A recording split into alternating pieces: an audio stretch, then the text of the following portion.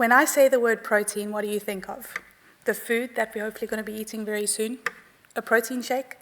When I hear the word protein, I think of protein synthesis. And as has been explained earlier today, protein synthesis is the process by which cells make new proteins.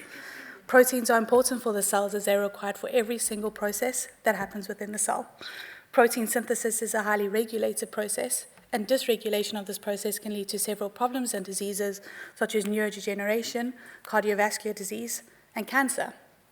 When the cell is under specific stress, and this stress can be disease, the cell will find a way to reprogram protein synthesis and regulate it.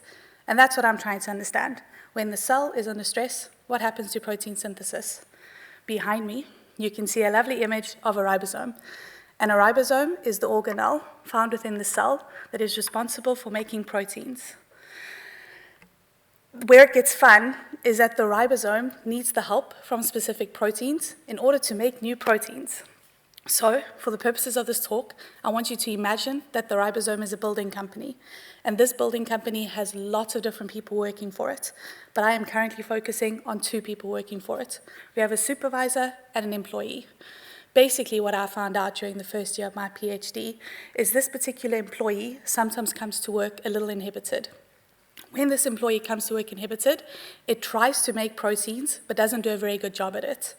Then, somehow, the supervisor finds out that this particular employee is not doing a good job at making proteins, and the supervisor says, "That's it, I'm shutting down protein synthesis, everyone go home for the day."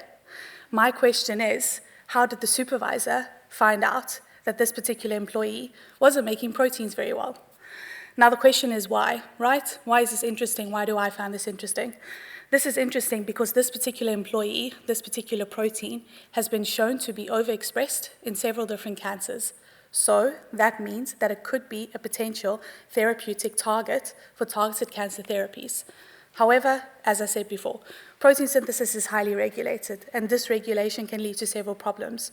So if we are thinking of treating cancer patients with a potentially toxic drug in order to inhibit the function of this particular protein, we need to understand what that is going to do to global protein synthesis. And that's hopefully what I'm going to try and understand over the next 3 years. Thank you.